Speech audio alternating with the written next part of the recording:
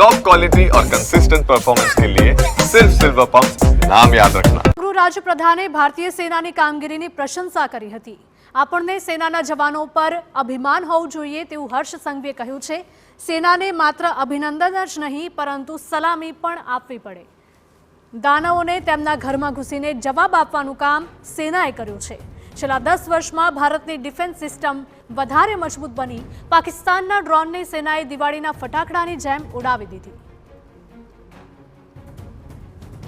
Defence સિસ્ટમની અંદર દુનિયાને ટક્કર આપી શકે નહીં, દુનિયાથી ટોપમાં રહી શકે એવી ડિફેન્સ સિસ્ટમ આપણી સરકારે સેના જોડે મળીને વસાવરાવી।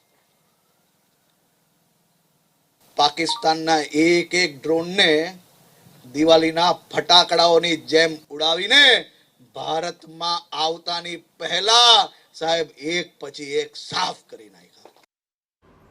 તો સુરતના ડુમસ ખાતે આયોજિત 2128 કરોડથી વધુના કાર્યોના લોકાર્પણ કાર્યક્રમમાં હર્ષ સંઘવી ઉપસ્થિત રહ્યા હતા અને તે સમયે તેમણે ભારતીય સેનાની કામગીરી પર ગર્વ વ્યક્ત કરતા કહ્યું હતું કે ભારતમાં નિર્દોષોનો જીવ લેનારા આતંકના આકાઓના અડ્ડાને ભારતીય સેનાએ ધ્વસ્ત કર્યા। એટલું જ નહીં પરંતુ તે દાનવોને તેમના ઘરમાં ઘૂસીને જવાબ આપ્યો। આજે ભારત દેશના નાગરિક હોવાનું આપણે અભિમાન બી હોવું જોઈએ કે મારા દેશની આ સેનાએ કેવું કામ કર્યું। એ આતંકીઓના આકાઓ